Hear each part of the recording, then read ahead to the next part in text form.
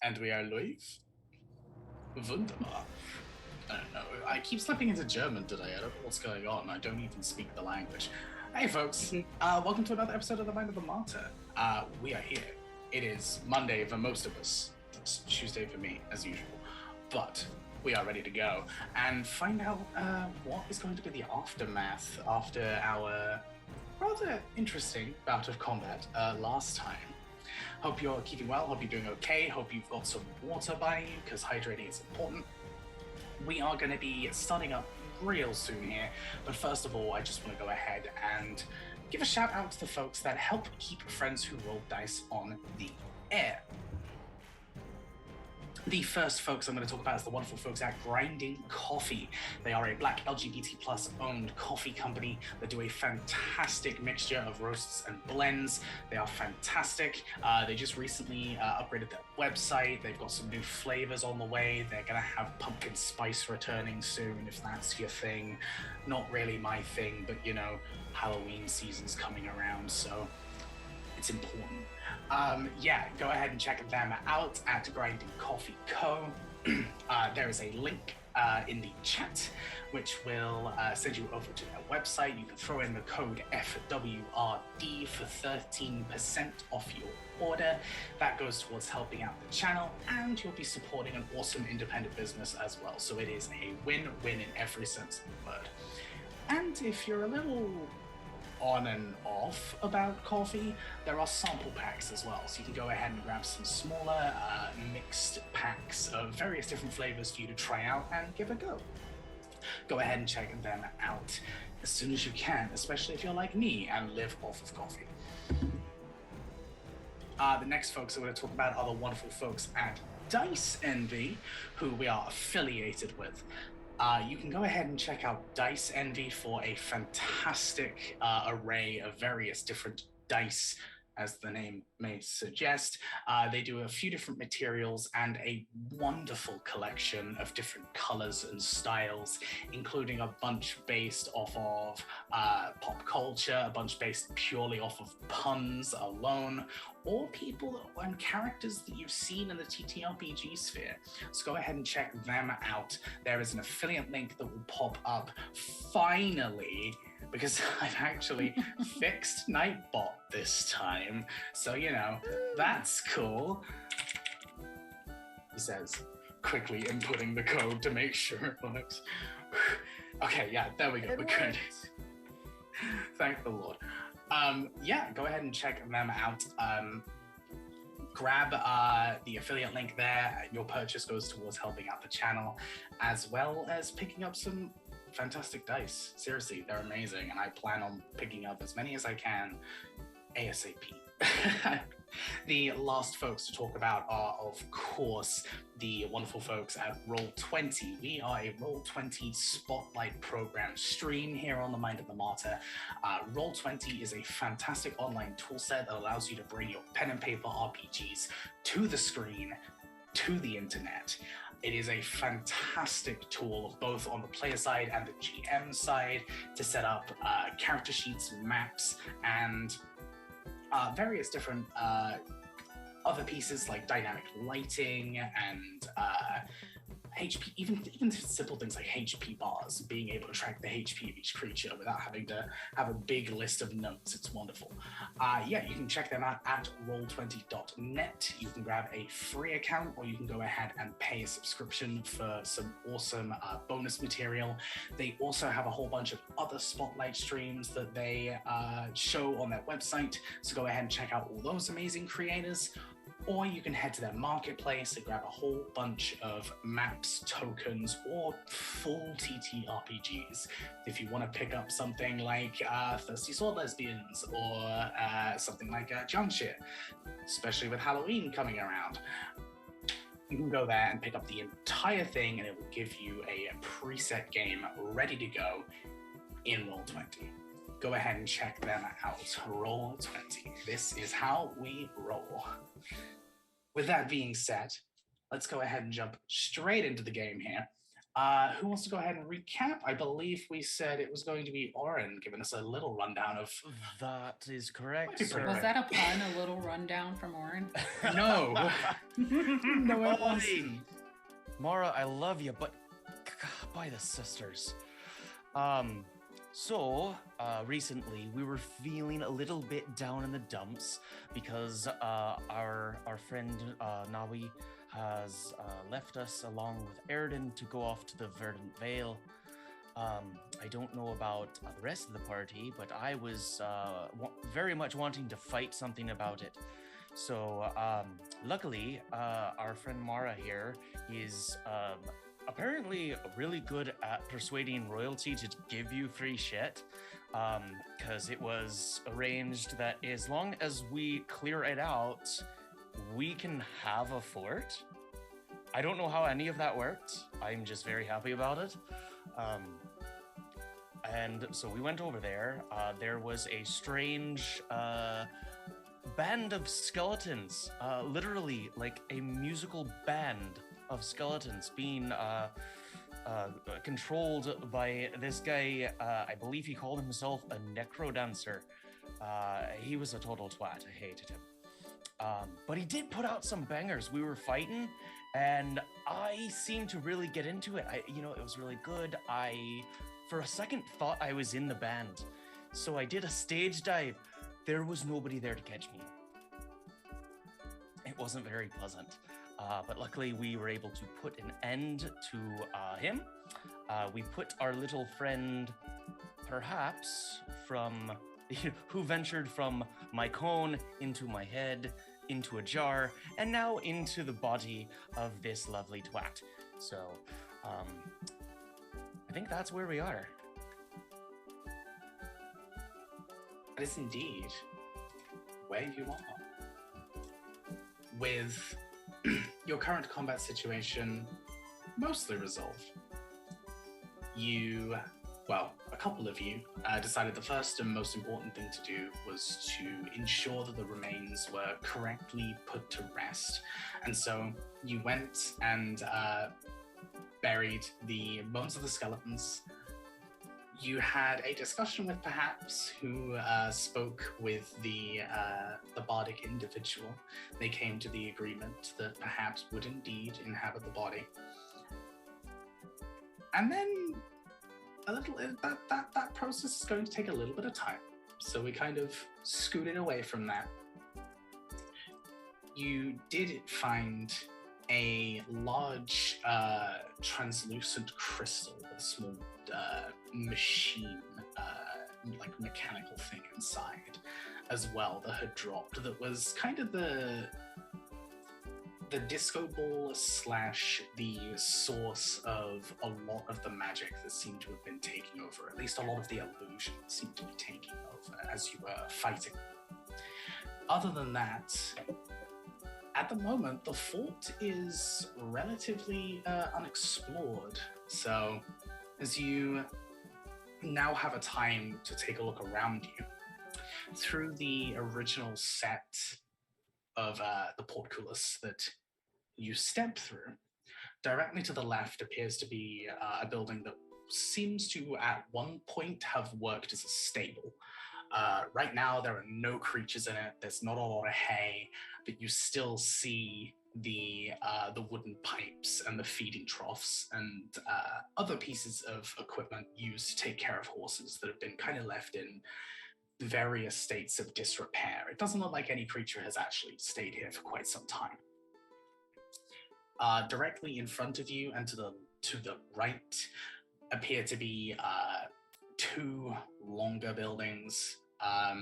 Nothing particularly obvious around the decorations of the outside. There is a path that continues forward and left into the main section of the fort, where you see the kinds of things you would expect a military fort to have. You see a grinding stone, you see a small forge, you see a small smelter, along with a very, very large building that takes up most of the back section. There is two different roofs, one to the left and one to the right. seem to be coming up into two different buildings, but they are still all connected. They're not detached at all. The central building, or as central as you'll get, is definitely the tallest out of the lot and seems to carry on another floor upwards. And then to the very, very right, there's a small well. The well has been dry for quite some time. And it's very, very clear that this hasn't been used in a while either.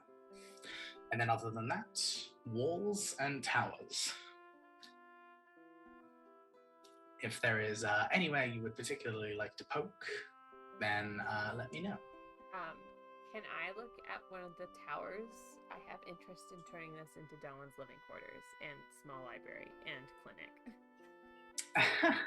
Depending on how tall and large this tower is. Okay.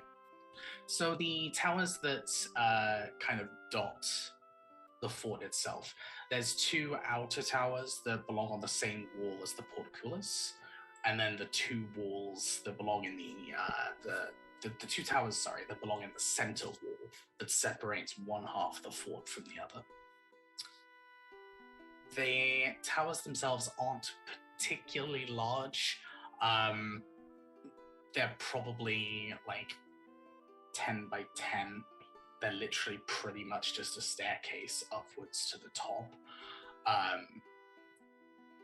The top section is like relatively clear, and what little space there doesn't seem to be anything in there.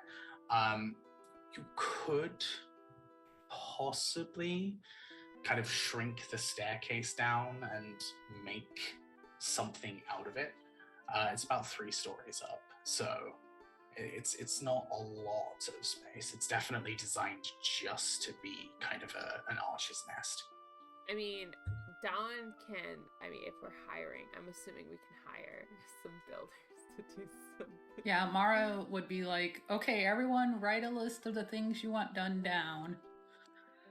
Yeah, more than likely, this fort isn't in the best state of repair. There's a lot of stonework that's damaged. There's a lot of sections of the wall that are damaged. There's a lot of sections of the tower that are damaged.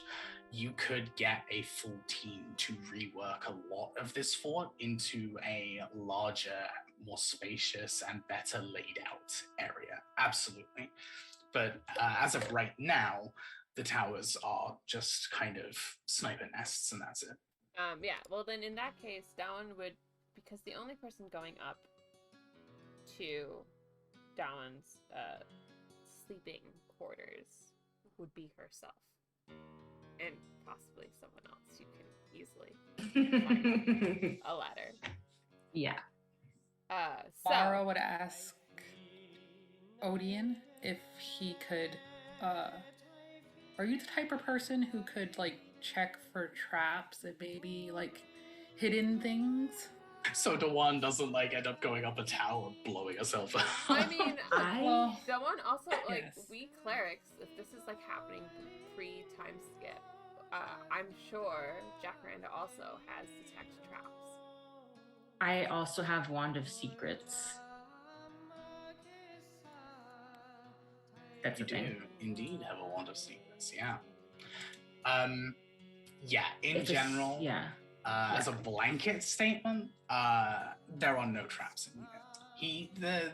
The individual in question was very cocky in their ability, so they didn't really they weren't the forward-thinking sort. So no, you're good. So Dawn, you can do whatever you would like to. Obviously, bear in mind that if you want to make any changes a little bit later in time, then you absolutely could.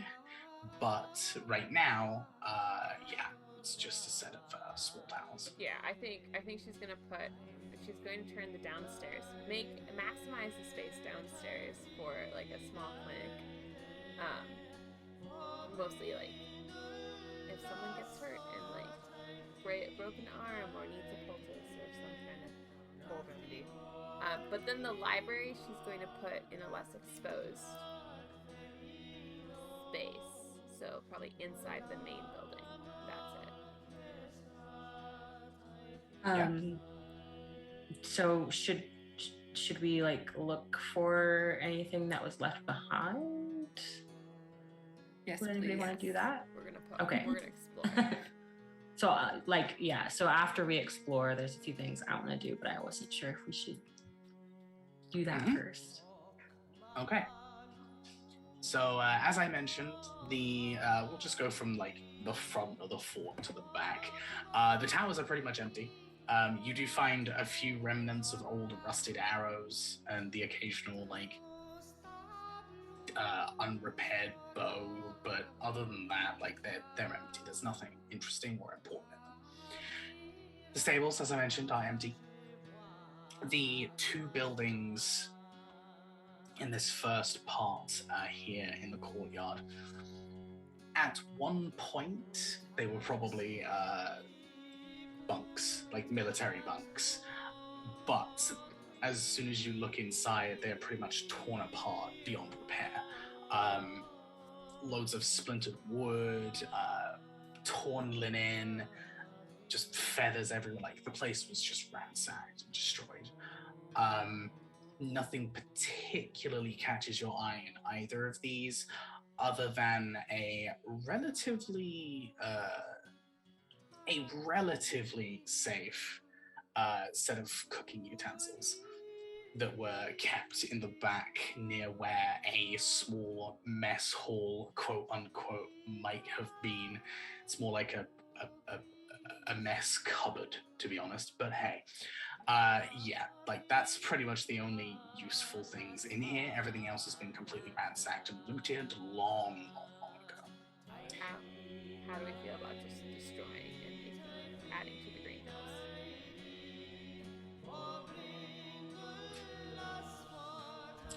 I'm up for it.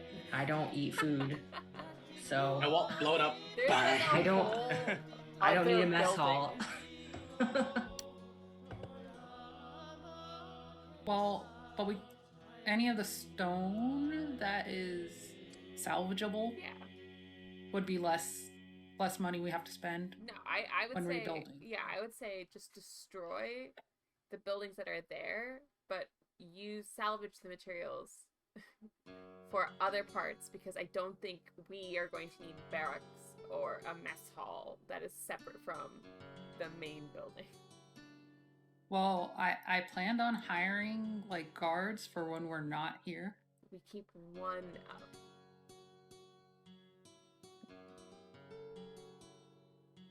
up. That sounds like a plan. And Mara's like, as they're talking about all this stuff, like drawing it out, she's making blueprints. That works, definitely. So that's this like bottom half, pretty uninteresting and uneventful. As you move then through the second set of gates, now into the second half of the compound, the building on the very far left that's kind of nestled in between the wall and the main building is where a little smithing cubby almost is. On the outside, you see the forge and the aforementioned like smelting gear and stuff. On the inside, there is a couple of anvils and some quite a large, actually, array of weapon racks. Most of them have already been looted and ransacked, but there are a few basic weapons still in the building. Just a collection of swords, axes, hammers, and the like, along with a few crossbows as well. Nothing particularly extravagant, but there's still a bit of equipment there. You do also find a set of masonry tools and a set of smithing tools too, that are still in pretty damn good condition, considering. Yeah, this was like the little creation gap here.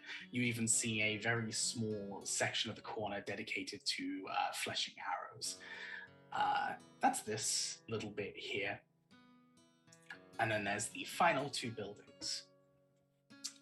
The closest one would be the main building. You have to go up the stairs and kind of go in through the side.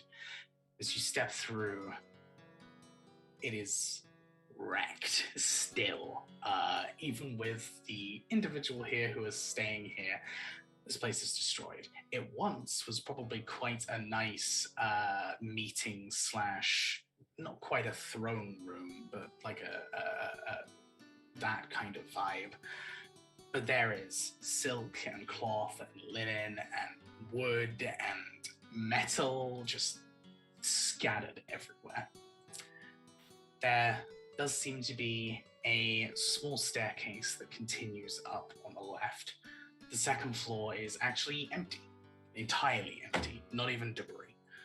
There's just nothing at all. The third floor, as you continue up, however, is where you find something more interesting.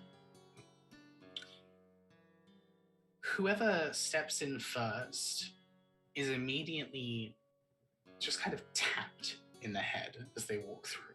They open the door, and just something smacks them straight in the forehead.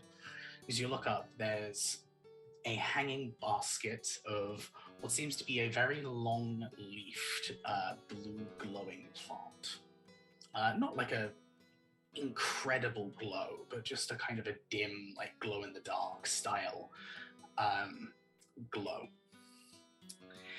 As you take a look around the rest of the room, it looks like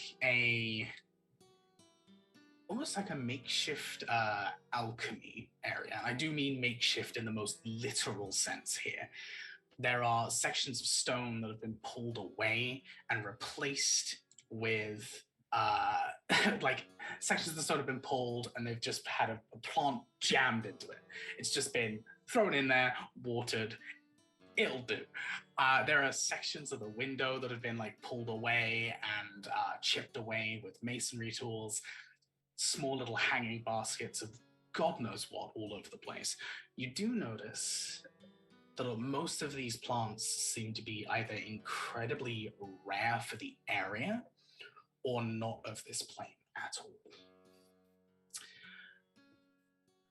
There's not a lot else in here. A lot of the room is actually empty, but there is what appears to be a small alchemy station.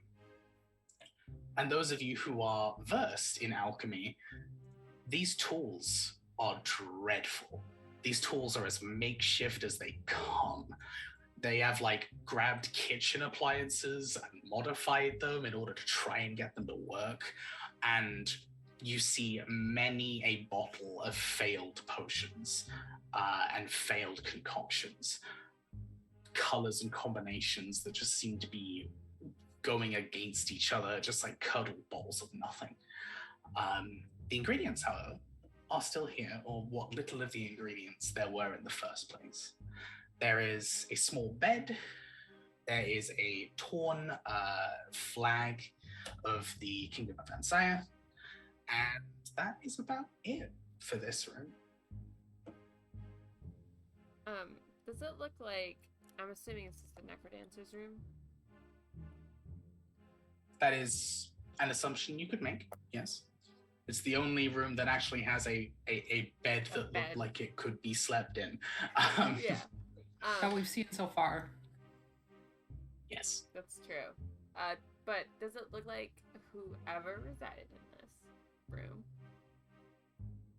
was trying to make a specific alchemical potion, or was it just like experimentation?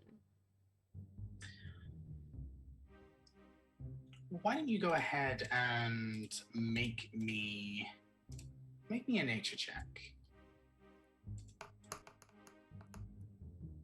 I got a 20. It's 26. Nice. Awesome. Cool.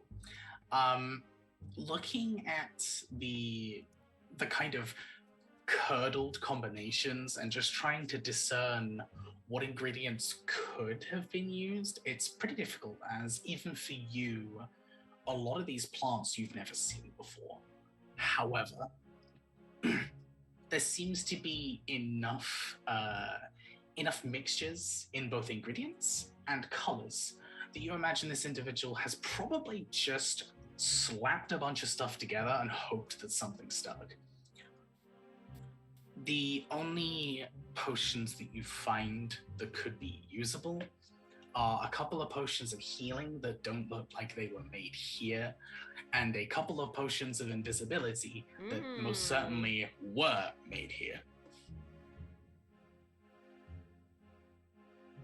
I'm gonna pocket those. I mean, Any like, of I'm the going to plants? announce that I found it. I'm not gonna, but I'm going to put them in my case. Do the plants look stable by leaving them here? Like, do any of them look like they're dying? Seem to be alive. You're not entirely sure how. A lot of them are put in quite precarious positions, but they do seem to be thriving. Well, I say we leave them here until we Thriving. clear an area for them, and until you guys can study Yeah. them more, especially the ones that aren't from here. Well, I was Is just gonna there- ask them. Is there any way to figure out like what plane of existence they're from? I was just going to ask them. Oh, well, if you can just ask them, I guess that's an easy way. Yeah, like where they're from and if they want to stay in the room or if there's somewhere else they would rather be. We have a nice little place outside for them if they want to go. How's it going, y'all? Yeah, hats, sup, plants. You can go ahead and, yeah, as you say this, there is a strange kind of drone, the kind of, in different pitches and, different plants are doing it. It's not just like one creepy collective, but there's this general just kind of, one manages to kind of catch itself and just, you look different. You got a little thing on your on your thing there. What? Clothes? A what? You mean my robe? Maybe. Are you okay? Just feeling a little tired. Now is just a little out of it. It's fine. It's fine. Do you like sunlight? Do you like water? I mean, some of us probably do. At Do some you? point. Yeah, I think so. Okay. It's been a while. Mara's Yeah. gonna take out Translate. one of her Rejuvie smoothies and pour a little drop in each plant. Aw.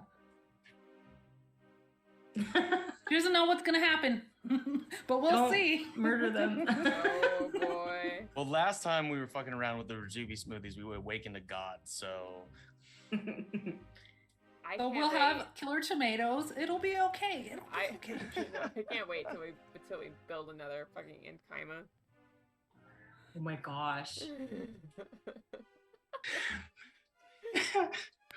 I just had an image in my head of one of these plants just getting Rejuvie smoothied and then just kind of stretching up and out, like growing to full size, and then just going, 10,000 years will give you such a crick in the neck. Yeah. it's like those novelty Valentine's grow a boyfriend. Oh my god. I have not heard of this. What is this? The Or ones literally that you you- like stick in a You just a put cup it of put it in water, and it goes from like a tiny little Yeah. guy, and then Sometimes my they're like the gosh. dinosaurs. they make dinosaurs. Yeah. Yeah, I was imagining like it just immediately turns into an Enkaima, just like gets up and walks out of the pot, like immediately. You're like, oh well, that was easy.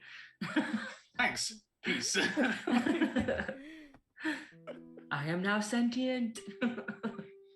We'll just have Um, have you guys ever seen that cartoon, Attack of the Killer Tomatoes? We'll just have a bunch of alien tomatoes. Yes. I don't. Oh, be that was fine. my jam when I was a kid. It'll be fine. It'll be fine.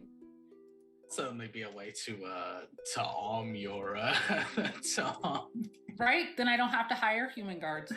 to arm your fort. Yeah, so you go ahead and pour a little drop into at least a few of these plants, just to see the effect. You notice I was going to say soil, but whatever material they seem to be planted in kind of flashes a little. Not like a dramatic flash, but just a reaction to the liquid you've placed in. And then it eventually fades and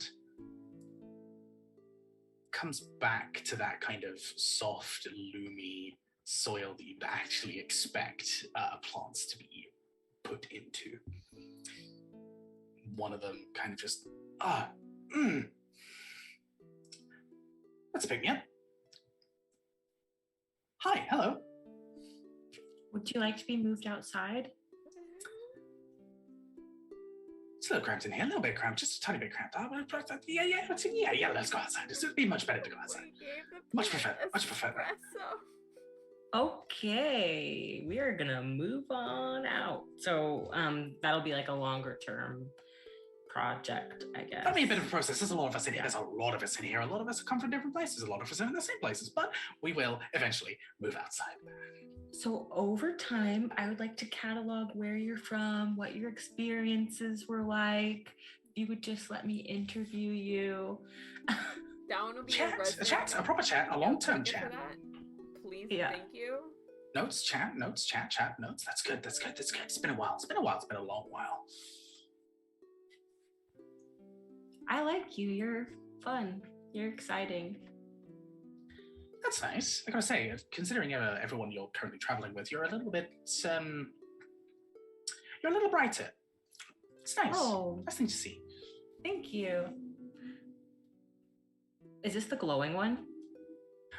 No. This is just one of the like long shoot plants that are currently like buried into the wall. Like, very odd. Okay.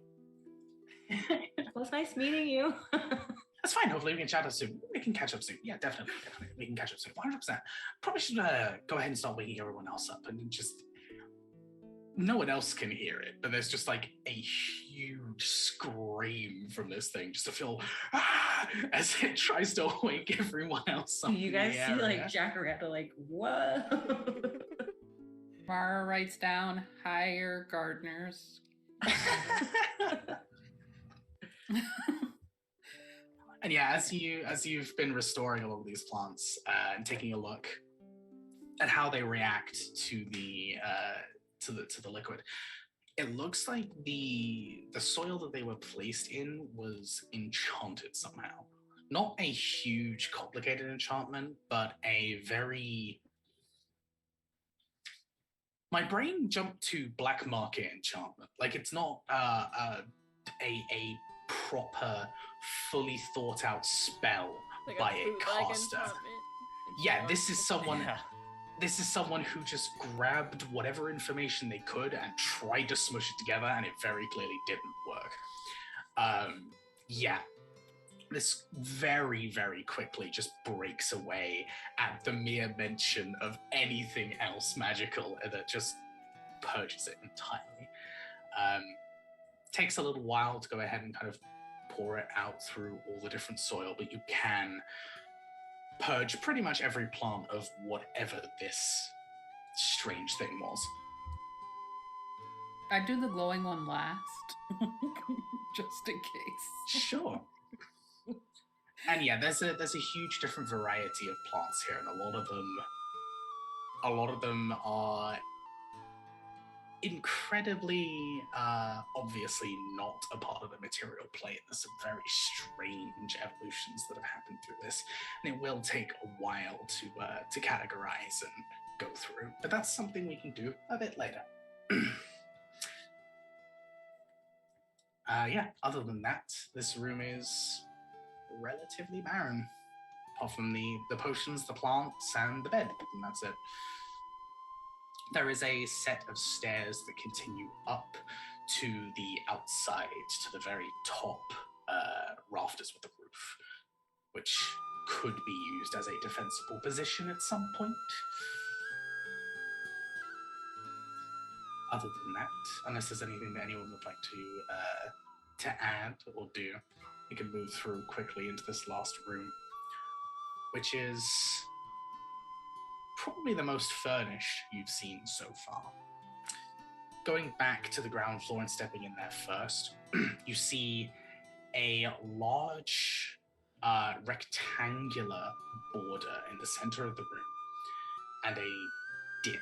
And as you kind of get a little closer and look over, you see there is a sand fighting pit put underneath.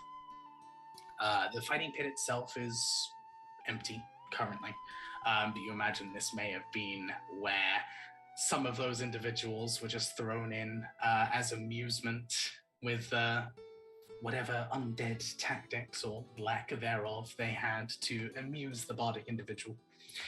There are a few tables and chairs scattered around with some cheap wines and some cheap foods that have kind of been left behind. This individual was clearly just very sloppy. There's food and debris and all sorts kind of just scattered everywhere. There are a few mounts on the walls that have a few more basic weapons, but nothing particularly fantastic. And the second floor then, you step up and you see rows and rows and rows of coffins, all laid out in a row on the top floor. There's probably about 24 in total. They're all just laid out upstairs in perfect order.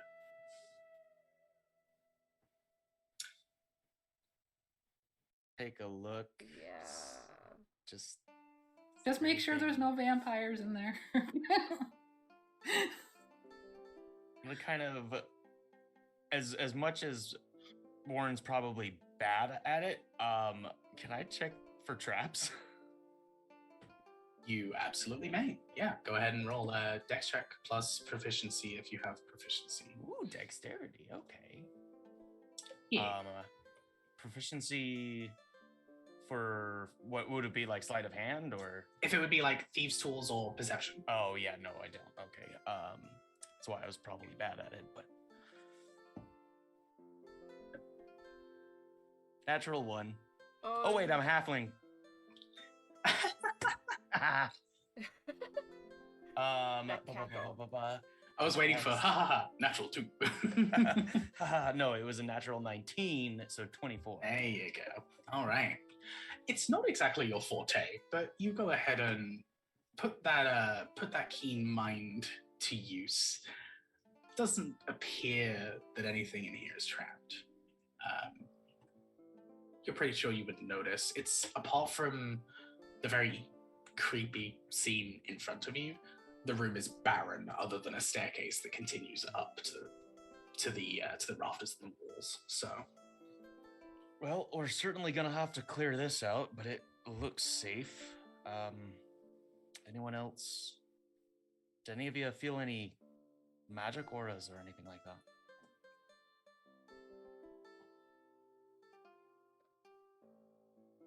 Would you be able to detect if there was a vampire in there, is basically what we're asking. At least that's what Mara's asking. Are there vampires in there? Well, let's take a peek. Okay, and he'll open some up. I can vibe check. Yeah, I was gonna say we have detect evil and good. Can't it be good and evil? Why is it evil and good? Evil and good sounds weird to me.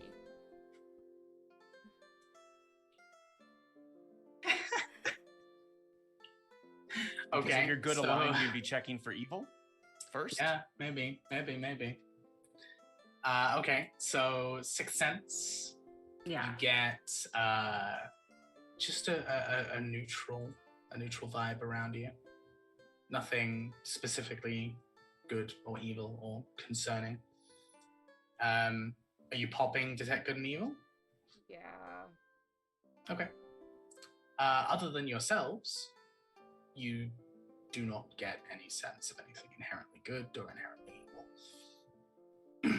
As for Oren, who decided to crack one open, it's empty. You just grab like the closest one, you hoofed it up, and yeah, it's completely and entirely empty. Are they all empty? Checking through each and every one, only one of them is not empty. There is one towards the center that seems to have an individual who clearly had not been raised yet by the bard, who seems to be clutching a pouch kind of over to the side.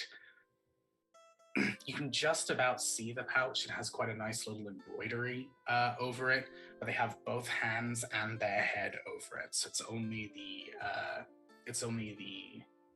stitching that you can really see that really makes it pop out. Oh, sorry to take your little security blanket here, friend, but he's gonna reach in and pull the pouch off the corpse. Are you grave robbing? Well, this doesn't seem like a grave, but And it's not quite robbing as much as recycling. He's not using it.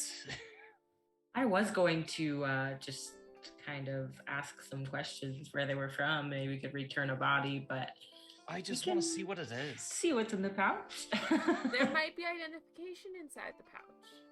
True. You know what, Oren? This is why you found a cone. What's in the pouch? What's in the pouch? What's in the pouch? Reach into the coffin, you grab the pouch, and you immediately wrap your hands around something pretty large, incredibly solid, and cold. It's another cone. As you pull it. Going, all right, I don't want anything to do with this. And it's pretty sizable. Like as soon as you kind of grab the pouch, it pretty much takes up the entirety of your hand as you pull it out. Which is not very large to begin with, but okay. So I'll try to pull it out of the pouch. Okay. Cracking it open, you see, first of all, the slightest shimmer of prismatic light as what light in the room reflects, or rather passes through this large, almost perfect diamond that sits in the pouch.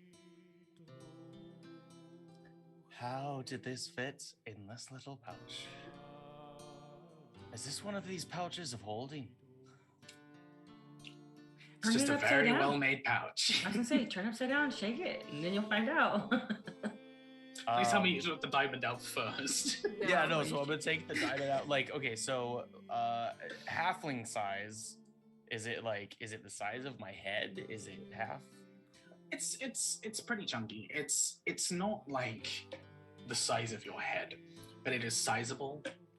And do any of you have experience or proficiency with like jeweler's tools?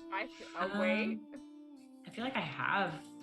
I can't remember if I have jeweler's tools or not. No, I just have experience with thieves and alchemist supplies and herbalism. Yep, thieves' tools is what I had. Nope. Nope. Certainly not. No jeweler. Okay.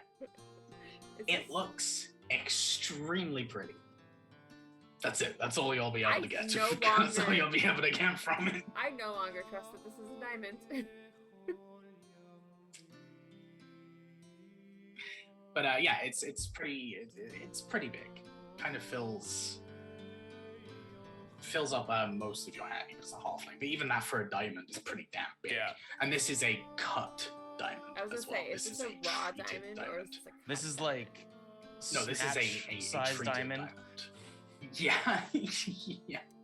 Okay. Try to cut glass with it. Let's test.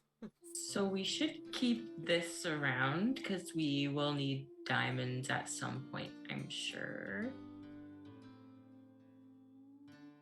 Are you planning on killing us? And then I just bringing us mean, back? if things go bad, we need. I'm not planning on killing anyone, but I am planning on bringing you back if you die. These caskets, are they like nice wood? Like, are they in good condition? They're average. They're nothing special. They're built to last. They're kind of like your typical caskets. Is it weird to use this wood for other things? Is that something that's weird? I was going to rebury the skeletons in their own caskets. Oh, because we haven't done that yet. Because this is like, we're still exploring, right? Yes, that's true. I doubt that we buried the skeletons and then first. Okay, let's go. Yes. Okay. Yes. Then yes. In there. Well, we don't really know how to. I mean, some of them are just dust right now, so there will probably be extra caskets because y'all kind of demolished a lot of the skeletons. Wait, isn't bone dust a spell component? Yes. Do either of you need spell components as a cleric? Don't you just only things that have money? Right. Yeah, only like a value. Yeah. I can't imagine bone dust has much value to the person whose bones they are. So yeah, and let's be real, they pretty much like disintegrated quite a few of those skeletons with their spiritual guardians. I'm just saying. Yeah, destroy undead. Yeah. So there'll be some caskets left over if you wanted to like use it for fencing for your garden. I was thinking like making a swing or something. Oh, that'd be lovely. It also makes a good fertilizer. The bone dust? Yeah. Oh, we're talking about the wood. Oh, yes. Right.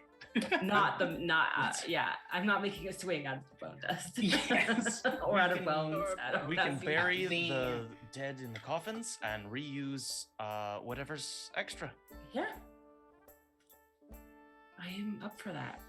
I like how we're basically just thrifting everything we can at the moment.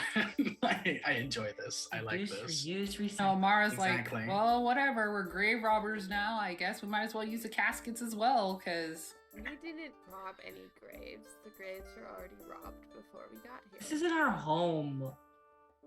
It's on our property. We're putting the bodies back into their graves. Mm-hmm. Most of the bodies. And we're not trying to buy anything with this diamond. We're going to use it for potential spells later. Could we maybe have Kata look at it and make sure it's like not magical type stuff first? It's a good idea. Since our mage is not around. Is the pouch that the diamond in like identifiable in any way? Like any of the stitching? Yeah, like does it look homemade? Like any heraldry or... There is a small embroidered flower on the pouch. It's not there's no specific like insignia, and it's not really an anatomically correct flower. It looks more like the kind of flower that an 8 or a 9-year-old would go ahead and draw or sew or whatever into something. Other than that, there's no particular marker. Yeah. But like, so that looks like it's been if the flower looks like it's been added to the pouch, but does the pouch otherwise look like something you could buy at a store, or does it look like it was made by tender loving hands? The pouch itself looks handmade. Okay. It's a nice. The pouch itself, minus like the embroidery, is nice. It looks like it's been professionally made. It's very good quality leather, very good quality materials, very good quality creation. And then there is this kind of childlike embroidery stitched through it. Notice the clerics didn't say, let me speak with the dead and ask him if it's okay if we take his stuff. Can we speak to the dead with skeletons? Are skeletons able to speak? As long as their jaw's still there. They don't. Can they? It's magic. I think so. Quickly Google speak with dead on the side. Like, I know we can speak with dead bodies. The corpse must still have a mouth and can't be undead. But does a does bone jaw equal mouth? technically it has a mouth. It's just like teeth and jaws. So like it. How old is this corpse? I would let it slide. However, does it have an age limit? It doesn't have an age limit. I would be more interested in just finding out where it was from so we could return like the body to the area, or just at least give it like a good burial, let people know. Yeah, like at some point if we come across them. I would just ask it like, who are you and where are you from? Just so we could return the pouch. Yeah. Not the diamond, because that's worth something. Listen, for all we'll ask where they got it. We rescued the remains from a necrodancer who pillaged the grave before us.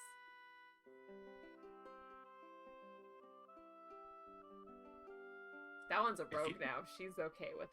It's like, whatever. Pure rogue. I'm not okay with this. But... I have no use for this either way. So I'll leave it to you, Dewan or Jack, if you'd like it. The clerics are going to hold on to the diamond just in case. Yeah, like hold on to it, and if we come across the individuals who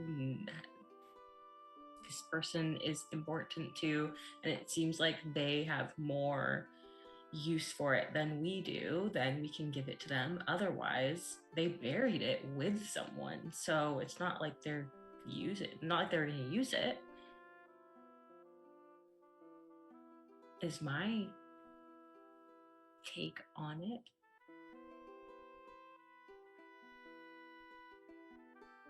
Mara goes and goes up the stairs to check the rest of that area out. She's like, whatever.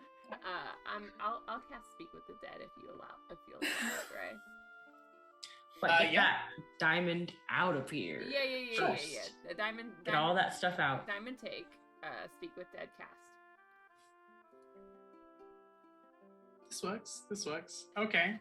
Yeah, I'll allow it, because it says mouth. It doesn't say like it has to have a tongue or something more specific. Like a mouth is a mouth. So I'll allow it. You can go ahead and cast the spell once the stone and the other stuff is all sorted. You can go ahead and cast the spell. There is a old breath of life that fills this skeletal form. You feel your magic take hold and take root, and you may ask your questions.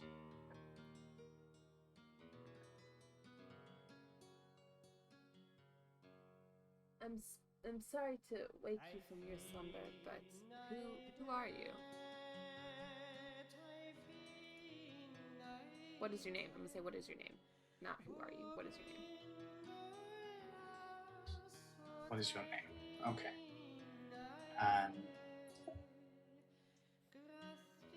The skeleton will pause for a moment, realizing it's being spoken to. It will look towards you. And there's an ashy whisper as it responds. Clarabelle.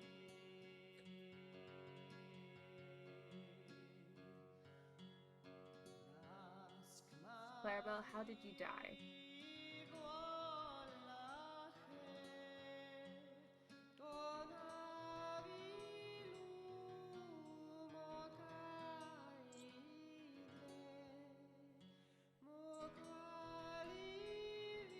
Technically,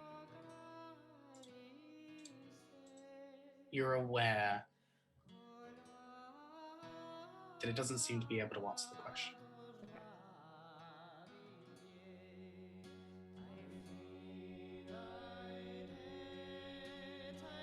It was this cursed diamond. It was okay. Just real quick, metagaming. Was that because it only knows what it knew in life? Yes. Okay. Can't answer something it doesn't know. Yeah, but it wasn't. I mean, if it was like sickness or disease, then it would know. So it was very sudden, whatever it was. A rogue Can stabbed we him in the back. see any like method of death? On the skeleton itself? Medicine Or like check. if it's wearing clothes, like is there like a stab through the clothes? I'm assuming that the body itself might not be able to tell much. There's no clothes. There's no signs of like Broken. incredible like decay or anything. There's no signs of broken bones, no signs of scratches or scrapes or anything along those lines. No severing, no magical scars, nothing that would bring your attention straight to a cause of death. Let's get about the pouch and the diamond. Or just where they're from. How many questions do we get? We have 5. Okay. I'm going to ask. I'm gonna save the where it's from as the last question, but what is most valuable to you?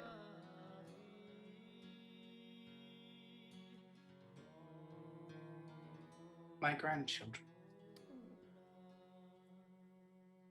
It's your grandma.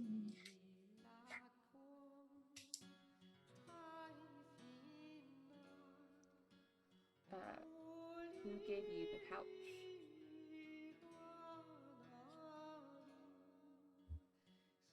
My grandchildren. Where are you from?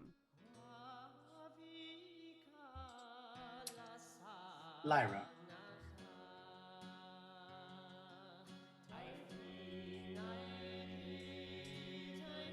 Was it Lyra? Lyra. Lyra is one of the largest cities in Ansire. It is off to the west of Scythia, almost directly west, actually.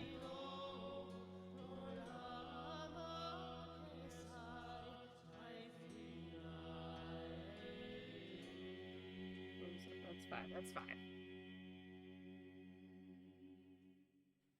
It is indeed 5.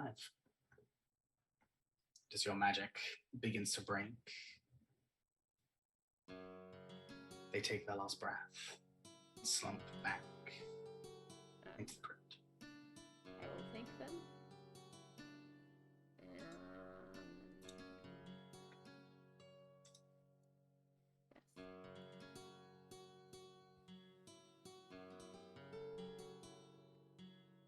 That spell that protects them from.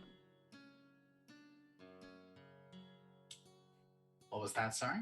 So I'm gonna thank them as they like breathe their last breath, and also cast. What is it? What is that? What am I looking for here? Gentle repose. Gentle repose, there we go. I was gonna say, you're asking me, I can't help you. I don't know. That was me asking myself while I was scrolling through my spells. But yes, gentle repose. So that they are protected. While we Certainly can. Absolutely. bury Yeah. them. Mm-hmm. Can do indeed. Should we return the remains? Where's that bag of holding? Who has that bag of holding? Who does have the Aridin? bag of holding? I feel like Aridin had it. I feel like Aridin give it to Aridin someone? gave it to Oren. Oh, Okay, okay, yeah, I yeah. have Alright. it. All right. Aridin would not I'll have Just took it. gone off. That would have been hilarious. Bye. You don't need this pouch of everything. Okay, bye. Catch you later. I'm running off with all your Okay, shit. great. I have no idea what is in the bag of holding, but I guess I have it. I don't think there's a lot, to be honest. I think it's just mostly. I think it's mostly booze. Yeah, I think it's mostly just booze that you've collected across the way. Oh, And, then like, Oren random- definitely has it. Random Jotra tinkering pieces as well. I think that's about it. Would have been really funny if you somehow had the head of Gabe still in there. That would have been amazing. You don't, but it would have been funny. Is he not? What happened to Clinkin? Y'all left him there. Y'all left him there. You didn't check on him when you left. He's there, chilling in his house, headless. As you do. What the fuck? Hey, Ray, just unrelated side question before we move on from this too far. That giant library of allotness, does it have a section for like obituaries within the kingdom? In the castle? Yes. Yes. Yes. Not my itchy bitty library that I have. Yes, it'll have a section for the dead and obituaries and records and such. That is mostly kept with the folks who look after the graveyard, but there are some obituaries that are public domain. Okay. Hopefully the librarian doesn't ask you where Eridan's book is that she borrowed.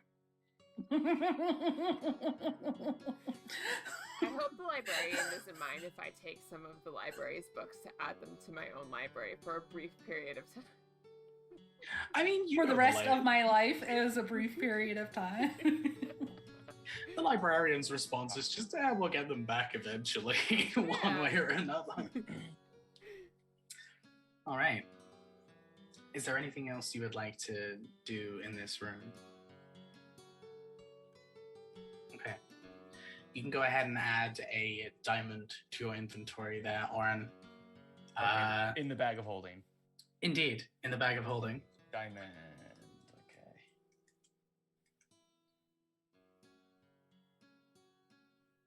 Now, what does Ray have planned, having us find a diamond? That's the bigger question. It's a reward for putting up with my bullshit. Who's going to die? Hey, I can't find the head of a robot president on Roll20 in the equipment.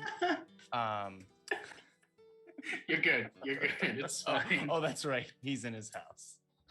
Yes, he's good. Gabe Clinken is chilling. He's all right. He's good. All right. That is the last major room. Mara, as you continue up to the top, you simply find yourself back on the battlements. You don't see anything particularly impressive up here. Whatever used to be here was ransacked long ago. And this guy has just kind of taken residence and then been lazy as hell and not actually done anything with it other than his own little corner. So that is really it for exploring the fort. You can all reconvene a little while afterwards and discuss what on earth you're going to do with this place now, I suppose. Mara would call over. Perhaps, are you still working on it? She's not going to go over there because she doesn't want to see this. It's just the occasional, just sound of, someone flailing for a moment and then nothing again. Oh, God. Just, flopping meat. Uh-huh. It ain't nice. There's a reason I didn't go into that process. We're veiling that. Yes. So with the well, is it just dried up? There wasn't anything wrong with it, or Yeah, it looks like it dried up. Judging by just what you can see looking down into it, you don't see anything particularly strange or unusual. It just kind of looks like the groundwater just ended, and that's that.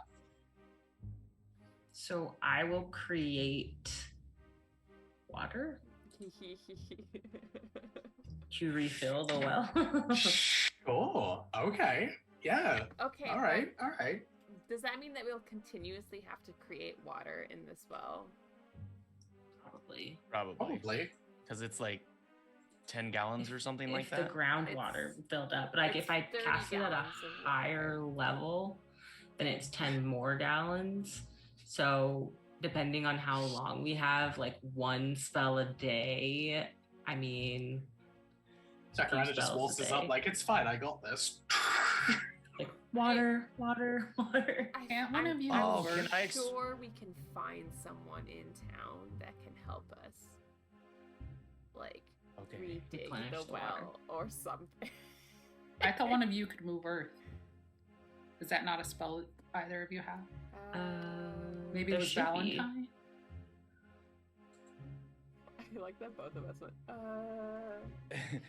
I can control I don't know water. when we get Well, that. actually, as long as you can tell me which direction I need to be digging in, I can have Jack do it. The other Jack. I can have little Jack do it. Can we like sense which direction the like groundwater is Sense water. in? Is that a thing? I can't do it. Okay, well actually so 4th level spell control water. Can I redirect flow so that I can pull from an existing water vein back to the well? 20-foot tall wave that travels from one side of the area to the other and then crashes. Can we down. wait until after we like build stuff up before we fill the well? Yeah, you might want to move the well. You Right. never know. We might want the well somewhere else. Well, I mean that's kind of why. Because here's our current footprint. And then here's what I imagined. And she shows you her blueprints. I mean, definitely the well. We should move it closer to the greenhouse. Right. Yeah. It's over here with the plant section. Water level to redirect flow. You cause flowing water in the area to move in a direction you choose. But there's no flowing water that In you the can area. see. I mean, That would be that's where I'm like, if I use redirect water, can I feel like the flow of water Okay. in the ground? Oren, can you have Jack dig down from the well, just Dig straight down, and keep going until he Through- finds water? 300 feet is for control water. But if we want to move the well, I can just have him dig a new well. Yeah, we can wait on that Do then. that. I just figured like, Right. I'll just put water in it. But if we're gonna move a whole well, then never mind. The other thing I wanted to do was like the little outdoor space for me, Nawi, and Lupa in the front area and move those plants. So that's like that's probably what I will focus on for our time. Do you want anything built up first before you start doing that? Like a little terrace like thing. Oh well, Dallin was going to like straight up hire someone to build an actual full Right. grown greenhouse along with like an outdoor garden area, like large greenhouse. Well, a greenhouse that can lock. Yes, large greenhouse Because for those the plants- specialized plants, but then also an outdoor area for you and Naui and Lupa. But Mhm. like still Yeah. large year-long greenhouse for herbs and crops for the guards. Mm-hmm. Mara Mhm. shows you the picture of the new fort, and like half of it is outdoor area. Okay, I'm really trying to resist the urge to like make this whole fort in fucking Sims or something because I just Yeah, exactly. Just make it. Ray, near the fighting pit, is there just like a small room, Yeah, there's the like a weapon storage room or something like that? Yeah, there's a like what used to be like a small weapon storage slash dressing room kind of thing, just off to the side that people could go ahead and kind of calm down in, meditate for a bit, etc., before going into the fighting ring proper. Yeah. And Or there are, kinda- even though there's a lot of debris in the room still, there are kind of basic training dummies and things that you could go ahead and get repaired and set up in the room as well, like a makeshift gym almost. Mm-hmm. So yeah, during the time, Orin will clear that room out as long as it's like small, like the smaller the better. Actually, like if it's just like an 8x10 room, that's perfect. So he'll kind of like clear it out and put the practice dummies out in the fighting pit area, and just kind of make his room like, this will be my bedroom. All right. Since we're getting to that point then, as you've now explored the fort, you're planning out what changes you're going to make to this place, what upgrades you're going to make, and how to make this place feel like home for all of you.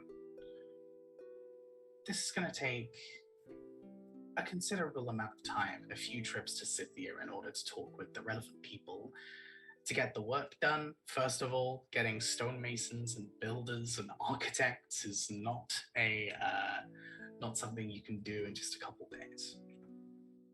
So, with that being said, and as agreed off camera, there is going to be a small amount of time, about a vacant month, as one, you go ahead and work on the fort, and two, you can go ahead and do your own errands during this time and do what you feel like your characters need to do in this time. So, unless there's anything we want to do in the present moment, why don't we go ahead and touch on that? As Oren has just said here, getting that training room sorted into a true training room while also creating a small cubbyhole of a bedroom off to the side. Is there anything else during this month-long time that you would like to touch on? Yeah, he will, he's gonna write a letter home back to Greenhill in Lothinkala for the first time since he left. He's gonna write his brothers. I do not have that letter currently, but I'll send it to you later. And then he'll also spend the time, he'll kind of set up his room. He wants to have a nice, like golden colored tapestry that he'll hang up on one wall and just paint a giant red tree, leafless tree, just expanding across it. And he'll just set it up, just meager, just a little cot and maybe a little table with a chair. During that time, he wants to research as much as he can about like the core snake, if he can find anything on the sisters, and from this area. And he wants to study like astronomy and like the movement of the stars. And he's gonna try to pick perhaps his brain as a kind of a I'll get you back kind of deal. He's gonna keep on programming. It'll be like, you are in my mind, so now I'm getting in yours. Come on, tell me. That's fair. Okay. So during your various trips to and from Scythia and gathering what information you can, your studies on the core snake and the sisters unfortunately do leave a lot to be desired. This particular area doesn't have much in its local history about either of these factions. There's not a lot that you learn that hasn't already been retread, either in books that you've read before or books that you've read at the monastery. And it kind of just reevaluates that there's not a lot of surviving history about these creatures. Your looks into astronomy, however, are far more fruitful. Scythia keeps a regular track of star maps throughout the years. It has about 2,000 years worth of history in regards to star maps, constellations, and how the suns, the moons, and the other stars travel throughout the sky. You can grab a whole collection of the more recent ones and start your process in working out both the practical and scientific application as well as the cultural one, finding out what the constellations stand for, what they mean to people. yeah, there's not a whole lot more you could probably find out. But across that month, you can definitely dig deep into the studies with the skies and the stars. Alright. Let's move on to. I'm just gonna go around on my screen. Let's go to Dawan. What are you going to be doing during this period? So yes, I'm going to be setting up this clinic, and I want to send a letter to my village contacting like another, I'm sure I know, like a network of clerics in training. But if I can like set up some kind of study abroad / hey, help me out in this fort with this free clinic that I'm setting up, and also be our resident other cleric, and also can you bring my stuff with you when you come?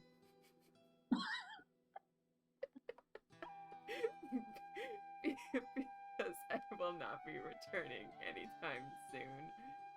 That's fair. So Dawn will be working with the architects to set up this downstairs clinic for that. And actually, is there 2 towers? Did anyone else claim any of the towers?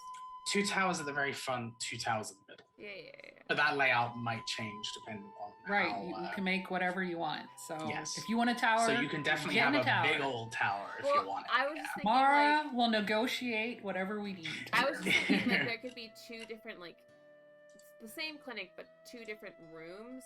One where I have an upstairs residence and one where the other cleric has an upstairs residence, so that we're not sharing, so that they can have their own space and I can have my own space. And it'll be like the twin clinics, which is the same clinic.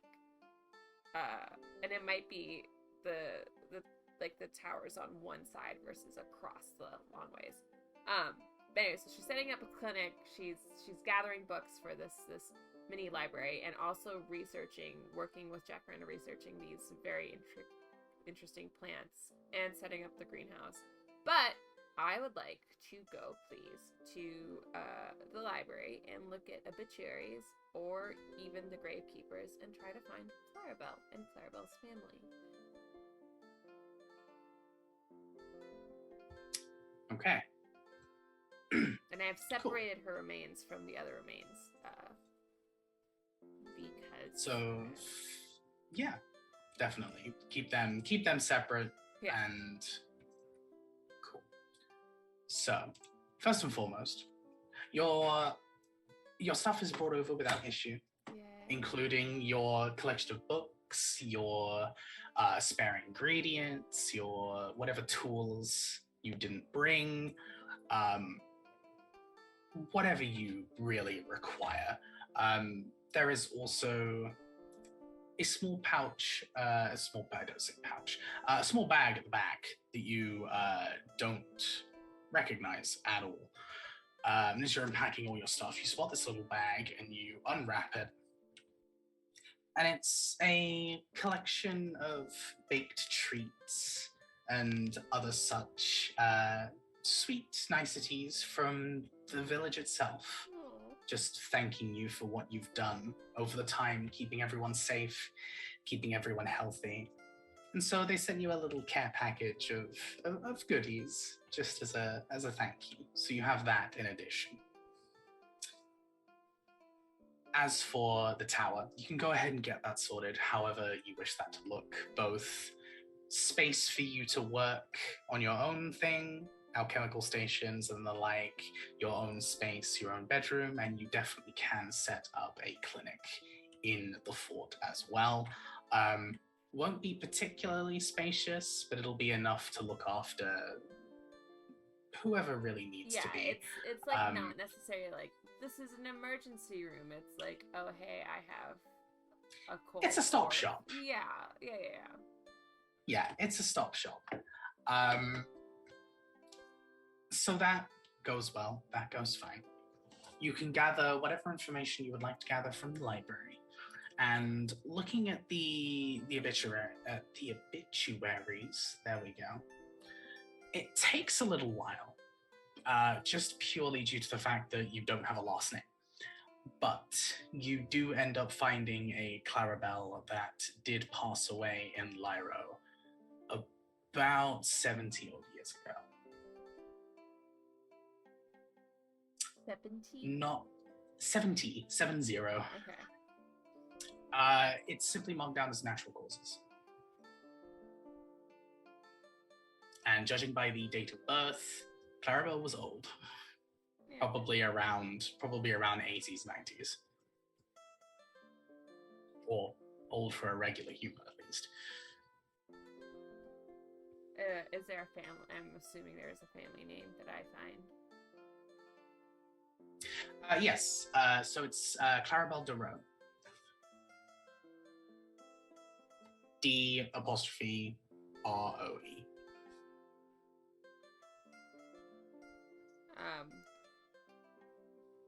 And there is existing family. There's family in Lyro. There's family elsewhere, but none of them particularly stand out as super like in terms of like criminals you've heard of before, or like individuals of particular. They're just like working folks, good, honest working folks that do their thing. So yeah, you can track down a few members of the family. Well, it's a relatively sprawling family. Does the obituary say where she was, or where Clarabelle was buried? She was buried in Lyra.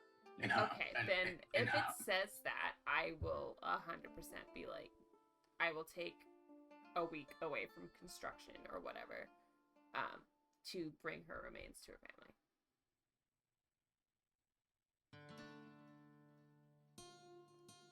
But if it was like, oh, she was buried outside of the city, I'd be like, okay, well, here's your plot of land. But it looks like Clarabelle is far from home, and I would like to return her back home. I'll help you with that while the construction's going on. Yay. Awesome. All right. Anything else you wanted to cover there? No, other than there are many late nights with Odeon where I practice some like sneaking techniques. I get better at trying to sneak with all of my clanky bits. And Odeon is definitely used to sneaking around with a lot more metal than usual. During this kind of like exploration phase, Odeon felt a little weird now that it was your home. They're very around manners and things like that, so they actually waited outside of the gates in their chair, just passing some time until they were invited in by you. And once that had happened, they went ahead and they were just helping you out where needed. And yes, they will most certainly have a few discussions with you regarding the roguey arts, and probably a few too many stories of training in the bardic colleges. It gets to the point where it's like, yeah, nope, I've heard this one before. Yep, nope, and you did, yep. But that's just them. They're still getting used to actually having people to regularly converse with, so they feel like they have to get everything out straight away. But yeah, you can definitely go ahead and do that. And they'll help you out with... There's a period of time where they stop teaching you things they know, and they start to pick your brain instead. They try and surmise what you want from these skills, what you're looking to actually achieve in your end game. And that's a conversation that will probably continue for a while, but the seed is planted, so to speak, of this end game that you're looking towards. Perfect. All right. Jacaranda. So, I would be helping with the greenhouse and then also the small area close to the front that is going to be like my sleeping area and like not for Nawi and Lupa. So I'd want to create like a trellis type area that had plants and stuff on it and little hanging lights if I could figure out the best way to do that. And yeah, just something that seemed comfortable for both Lupa and Nawi. And then I want to cast Hollow, which takes 24 hours for the whole area, and it would be the energy protection from psychic damage. And then what else did I want to do? I'm expanding, so you might have to cast that a couple times. In a different area. But yeah, I can cast it after we've expanded in the best area. And then, the proper burial for all of the skeletons that aren't Clarabelle away from the fort. And then I'd want to cast Commune, and I want to ask more about the entity that attempted to merge with the material plane. Like, I can't remember what the name was for that. They went by a few names. Okay. The one that is most kind of commonly recorded is the one that they often called themselves, which was simply the Queen, which is Queen. a little complicated considering.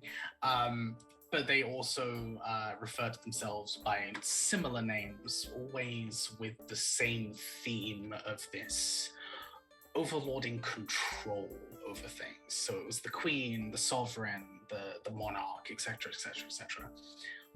They never really revealed their own true name, which makes sense considering the nature of powerful Fae creatures. Mm-hmm.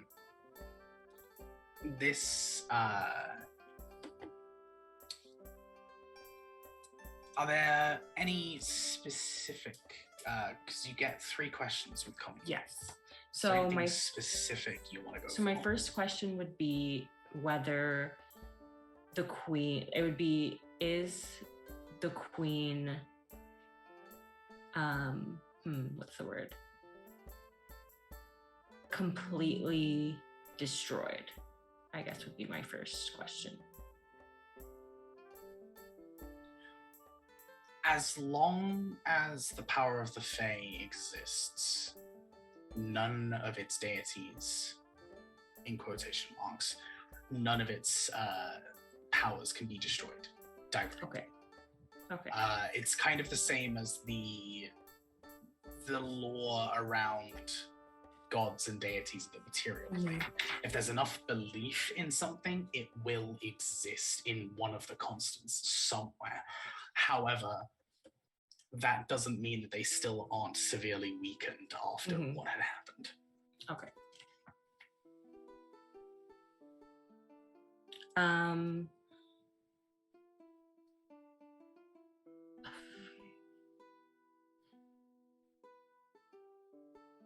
Is there another entity that is more responsible for the creation of the Ankaima than the Queen?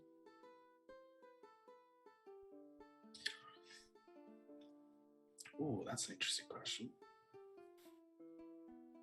Like, was her thing inadvertent and just did it, or was there like a higher?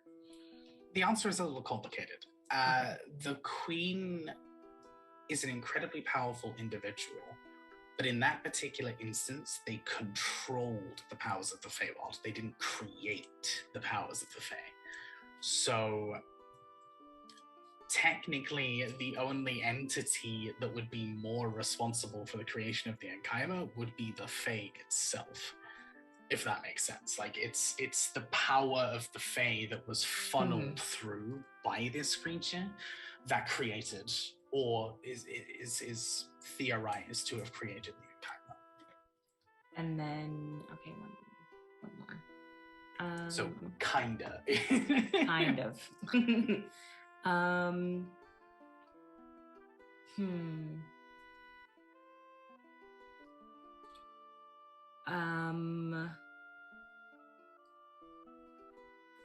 was gonna say these questions are a little more complicated than yes or no, so I'm kind of giving you a little bit more of a bit more of a berth there. Mm-hmm. Well, so I'm assuming some of this information I would kind of like know just from being in the world, just from existing, and the countless years that you've spent talking to things and absorbing information around you. So then my third question would be, is it most, let me think of how to phrase it. To find out more about this, should I go back to Lathankala?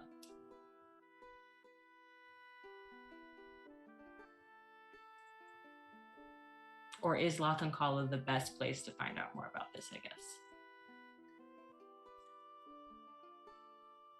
It is one of the best places. Okay.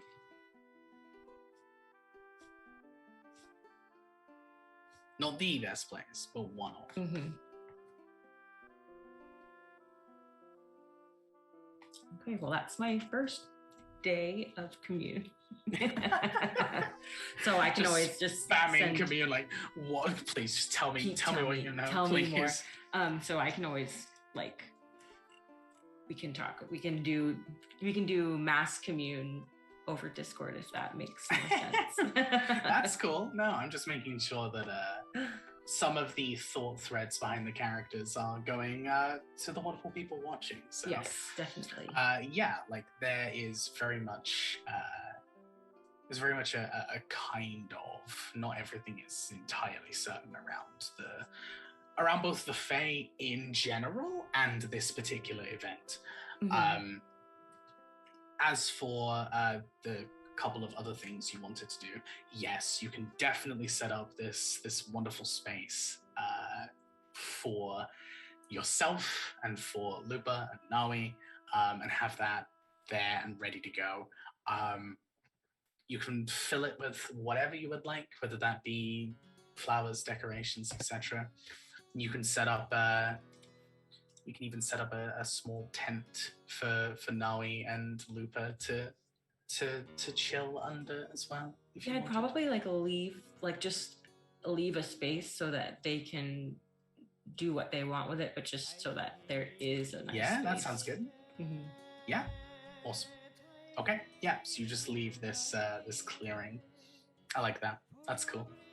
And then just over the time, I would just be doing more research on like the what happened and what people know about it, and I guess more about the Feywild and like how to get there and what's all known about it and stuff like that. Yeah, absolutely. And you can pick up that information as the days and weeks pass. Yeah, absolutely. Anything else?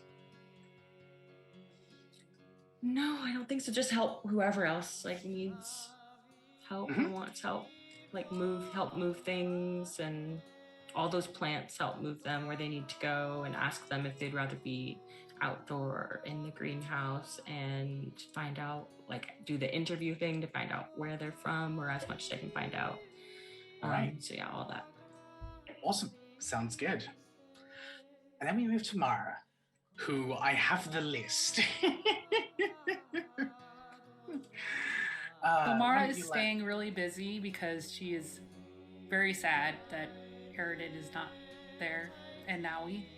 So she's just, her days are packed. So she's going to, help negotiate the building and get that all taken care of.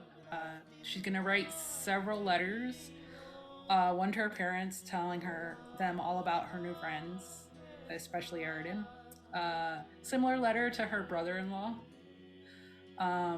She's going to ask her mom and her brother-in-law, actually, if they know any retired or disabled veterans who are looking for work to come be guards at the fort for when we have to travel. She will also ask that of Sinclair as well.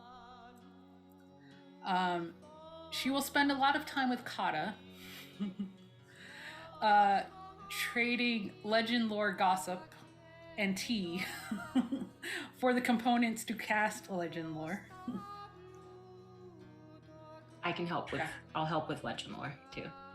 We all know that Kata is a sucker for gossip, so that'll definitely work. Yeah, you two can definitely team up on the legend lore. So there's a lot of legend loring she wants to do.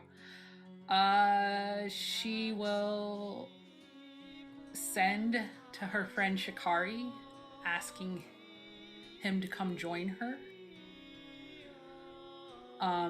So for folks at home and for folks in the group, Shikari is like a giant lynx that's red fox colored with a big floofy tail. And it is a custom animal race me and Ray came up with together called a Riskin. And she grew up with him, so he's like her guardian. Nice. Yeah. She would send to Adam and ask him how the birds are.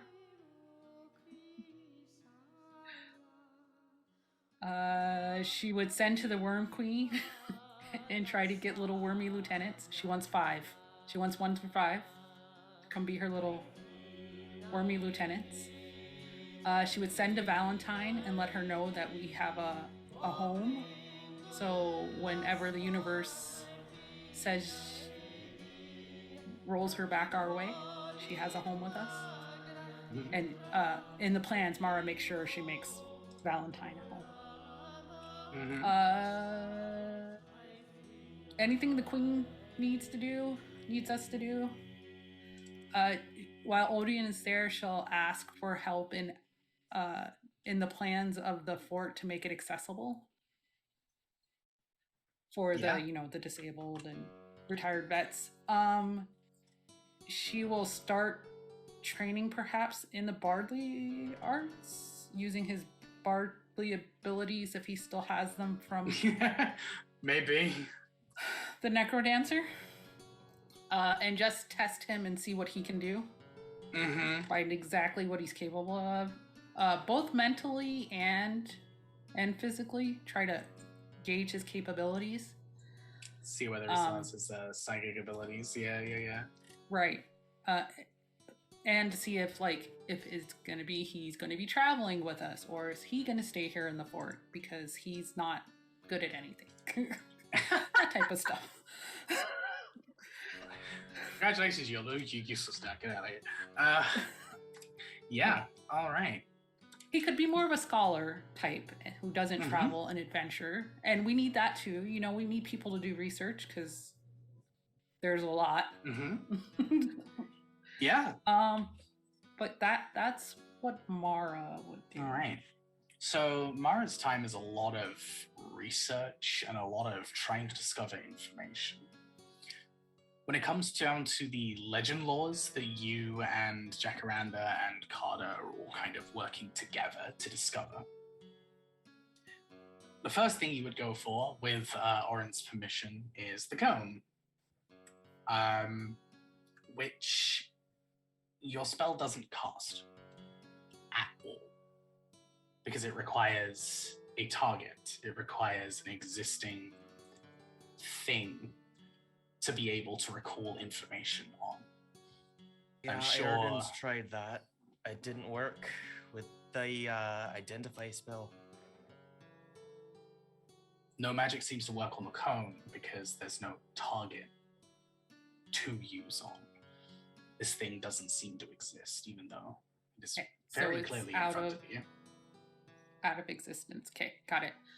And any of these things that she has Kata help her with, if she feels that there's information she doesn't necessarily want Kata to have, like how we came to have certain information, she would do that that Fae thing of not exactly telling a lie. And not telling the truth either. Yeah. But not telling the truth. You just dance around it and hope for the best. Right. Because there's a lot of like sensitive information, like the lore about Kaladas, Rylanox, those people, and how we came about that information. So there will be a lot of dancing around things, and like the drawings of the statues. Yes. A lot of dancing around. So when it comes to research, there's nothing from the cone. There's nothing from the orb. The orb from the Necrodancer doesn't appear to be legendary in any way. I figured. But can Kata tell me what it is? Kata will need some time. This isn't something. He doesn't have identify? What? Just take a scroll. They do. It's more the fact that this isn't something they've seen before, and the item isn't inherently magic. So they'll look into that a little bit. Okay, I will let him the keep time it frame, because I don't know how dangerous it is or not. So I'll let him keep it there, and I pick up the stuff I was supposed to pick up from him too. Yes, you definitely can. The legend lore in related to these statues is pretty much the same stories you get from just the basic books around Vega. These deities of the Vacan pantheon just kind of manifested. No one really knows whether the gods came first or whether the religions did. And they most certainly existed before the existence of written history. The gods themselves obviously have their own attachments, so to speak, god of something or god of something else. Does Kata have like memory crystals? So like as she's speaking the legend lore, she can record? Not really Kata's thing, but Kata will scribe. I can also do that for you. Because she just wants to try to have a clearer picture, because something may not be important now, but later. And humans do not have perfect memory, including Mora. This is more for like the universe and fleshing it out. We've got freaking flying machines. Do we not have records? Like, can Mara not get one of the wax cylinders and record on a wax cylinder? Wax cylinder. There are machines that can record. It's just not Kata's thing. Kata is a magical weapons or a magic specialist, like. You could go and visit an artificer and possibly grab something, but it's not specifically. Unless Kata knew one personally that he trusted, Mara is not with spreading this information around to more people than necessary. But Kata will happily scribe, and I believe Jacaranda said that they may help as well. Oh, I wasn't thinking that you could like record it there. I was thinking you could buy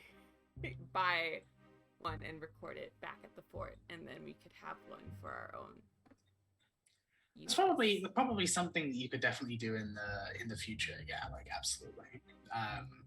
But for the sake of right now, we can say over the time you can look into some artificers to pick some stuff up off, and you will eventually have a recorded version of this history. That's fine. Like we can 100% do that. But yeah. Even though there are gods of things, no one's really sure whether the religion related came first, and then they just kind of attached those traits to whichever god they fancied, and then they manifested, or whether the deities had those traits already, and that's why the religion came about. It's very much a chicken or the egg scenario that goes on within the gods themselves. But I think in those drawings, there was gods she didn't know. Indeed. There are a few other deities that were mixed into those statues. The only ones you'd actually be able to get anything on, because legend lore requires there to be some kind of legend or story or tales or forgotten lore of some description. These particular gods don't seem to have any specific lore attached to them. It seems like whatever once existed that worshipped these things no longer exists. There's no surviving like records or anything along those lines that actually points towards these beings. The only exceptions would be the core snake, which same information that I kind of gave Oren, which is people know it exists. It is a creature that is rumored to swim through the magma towards the core of the planet, and that's what creates gravity. No one knows if it's actually true or not, but they do know the creature itself does exist, and it is related to the Three Sisters, who are primordial creatures of flames, basically. And then the Triton deity, whose name changes depending on what translation you're looking at, but they are essentially not really a god. They are the first. They're kind of revered as the hero of the Triton people, the individual who originally protected their shores, who defended their area, and originally negotiated the peace between the Triton and the rest of Vacant society. So they are very much like super up there in terms of being honored traditionally, but they are not quite a god, although external people would often see them as a deity. Do I know if Tritons worship ancestors? Yes, Tritons are very much a group with a long culture, very much rooted around family and family trees. And considering most of them engage in a complicated method of polyamory, they are big families. Triton culture is its whole other thing. That's another story. But yes, there are a few other gods in there that you get no pings with legend lore, including the large dragon at the back, next to the core snake. There's just nothing currently available on it right now. I know I didn't say this, but what about Harmony? Harmony?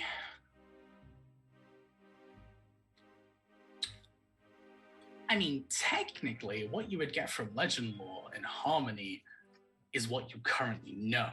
No. That, okay. Well, they already showed us. Well, that, and you get a strange ping of recently unheard of lore about a group of adventurers going into a temple and resurrecting Harmony.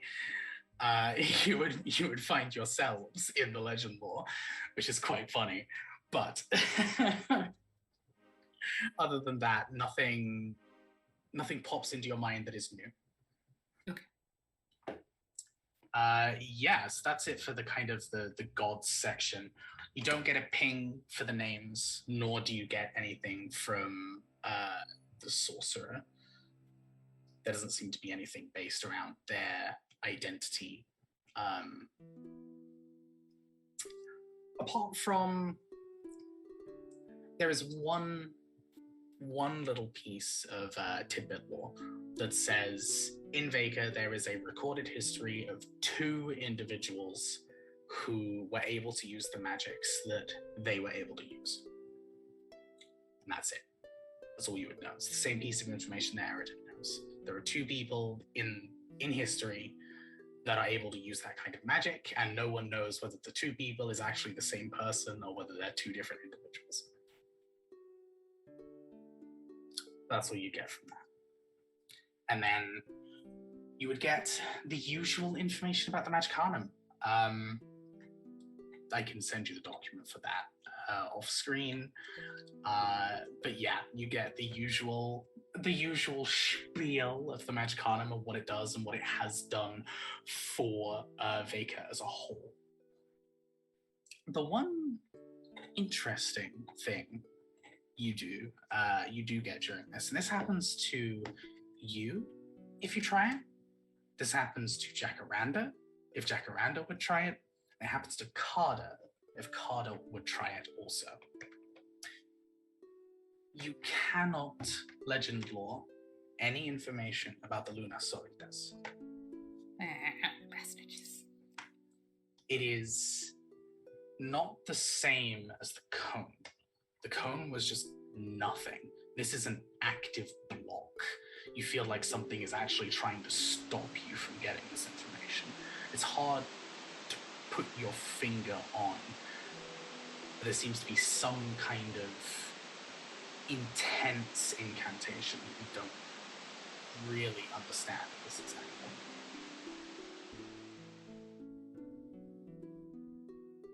Yeah, that'd be it for the legend laws. A lot of information. So you said nothing on the Mind Flayer peoples? No, nothing on those names. What about the cultists? The cultists is an interesting one. If you wanted to legend lore the cultists, you definitely can. I will need to very quickly double check that document, and I can send you that off screen. Okay. And then bring people up to date on that next session, because I don't actually have the lore on me right now. But you do get something. A little bit. Not a massive amount, but you get a bit. Yeah. As for the sending, just gonna rapid fire real quick. You get the sense from Shikari that Shikari is actually currently on a task of their own, and you will be seeing them very soon. But they cannot join you right at this instance. So you will be seeing them soon. The birds are great. Adam got 2 more. So what are the names? They actually Spice. No. They're actually called Sorry. the pumpkin spice. That's a good one. Damn. Should have gone with that. No, Adam is getting a selection of birds named after the party. Aww. So they currently have Jacaranda and they currently have Soup. Oh, so sweet. So 2 new birds. They're all fine. They're all good. You do not get a response at all from the Worm Queen. You were assuming either they are busy currently with whatever the hell is now going on over there, or, they're just not particularly talkative. You certainly didn't leave off as friends, but they didn't kill you, so, that's a plus. We're friends. According to Mara, Mara thinks that all animals are her friend. That's very cute. I'm here for that. Mara is a Disney princess, and all animals I'm are fine her with friends. I'm Okay. cool with this. Yeah, and As long as she feels that the Worm Queen is alive and hasn't been taken out by the Magicarnum, she's yeah, she's alive. She's fine. The magic goes through just fine. You don't feel any weirdness about it or any blocks or anything like that. It's just they don't respond. So they're good. They're fine. And then, you can definitely inform Valentine that they have a home. That's, they have a space to come and join you if you wish. And You get a similar response that you've already seen of just kind of when the wind blows in the correct direction, then you definitely will be reunited at some point. But for now, they're riding the winds. They're going their own way. Okay. Is there anything that anyone has missed before I go ahead and wrap up the session? Mara is starting to learn deep speech from Perhaps. Yes, and we'll touch on Perhaps next time. Because that's going to be fun. But yes.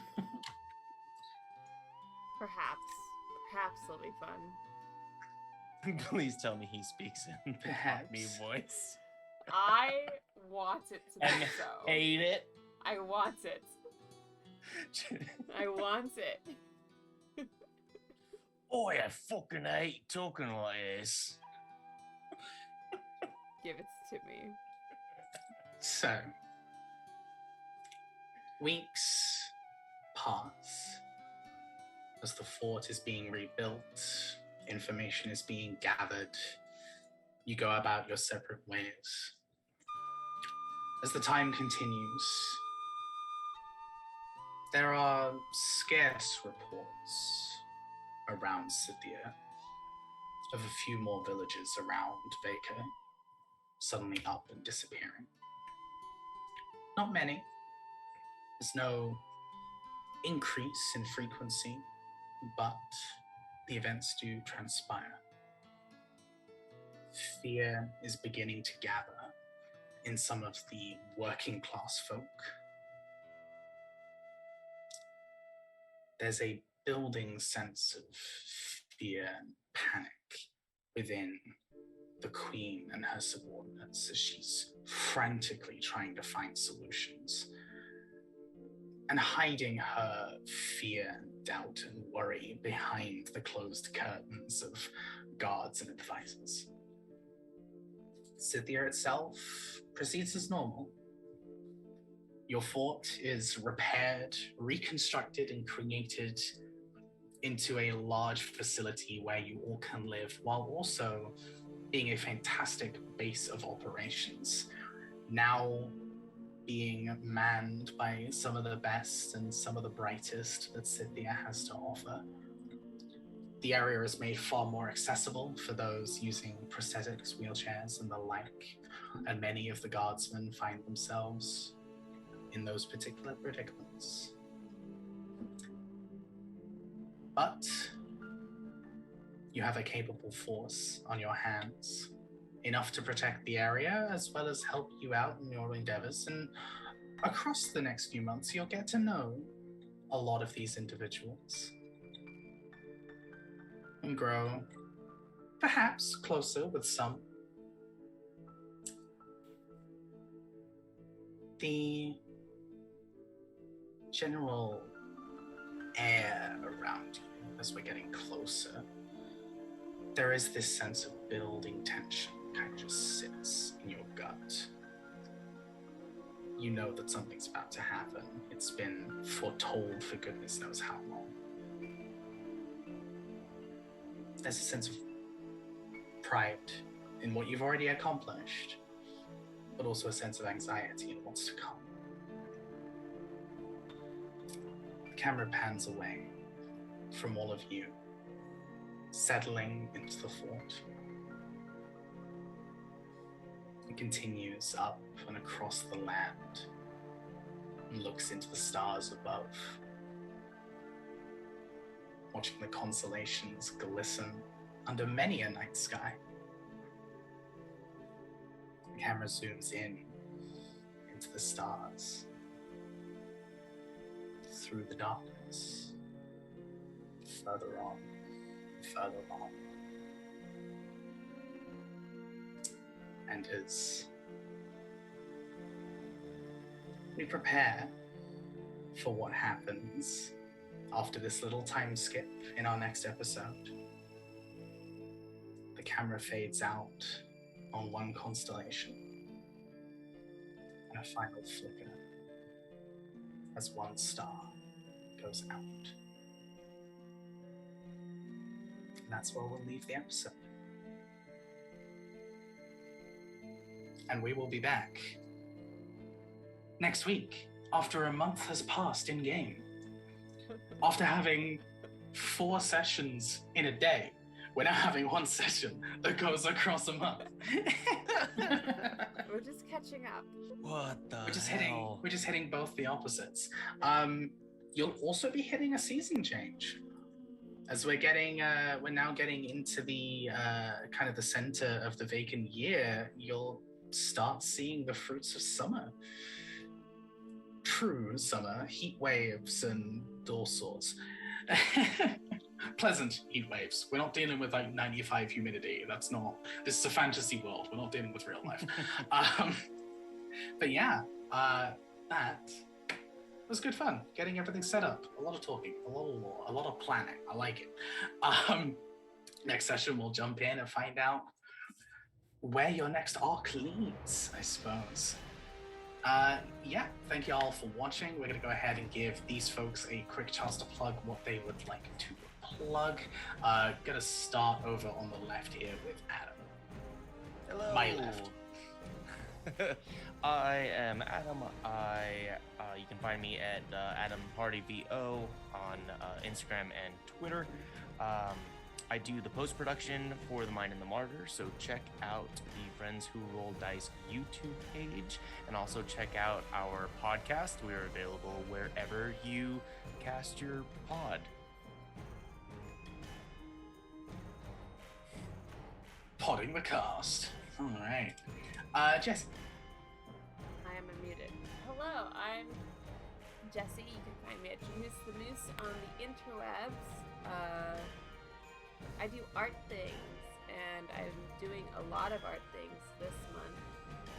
This past weekend was a little bit busy, a little bit hectic, so I didn't get as much art done as I wanted to. But if you look at my Twitter, I should be posting some whips soon, some sneaky whips.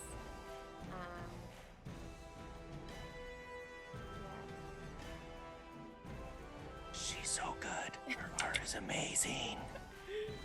I did this overlay. This way. You did some fabulous. And the art for the starting scene screen. Mm-hmm.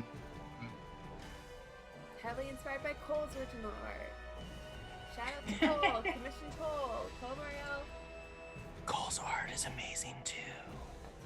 I have bought both of these artists' work. We're all forbidding each other. Come on now. All right. Melissa? Hi, I'm So Much Geek on everything, and I stream sometimes on Twitter and do some other things that it's easiest to find out through my Twitter. So he also does the art. I also do the art sometimes, which is really good too. Thank you. So that is on my Twitter account, and that's where you can find out all the things. Now I have to buy Melissa's art. Oh, actually, like on the back of my phone. Oh, you can't. Can you see it kind of a little bit? I added one of my stickers from my store. Oh, that's really cool. Oh, that's cute. It's a little poppy. Oh, that's adorable. I love that. So I got a clear phone case, and then I added my sticker. So I love that. That's cute. Yeah. That's awesome. Sweet. All right. Rochelle. Hi, I'm Rochelle. Dragon Gem here on Twitch. I stream on my channel just on Sundays right now at 6 p.m. Mountain. This next Sunday is International Talk Like a Pirate Day. Yarr. So I will be playing piratey puzzle games. So you should come watch because it'll be fun and piratey. Yeah. I don't do the art, but I buy lots of the art, all of their art. I don't do it, but I buy a lot of it, so I have a seat at the table. Yar, I'll be watching the stream too. Y'all are fantastic. Go ahead and support these folks in everything they do. Their Twitter links are in the chat. Yeah, that's for me. I'm Ray.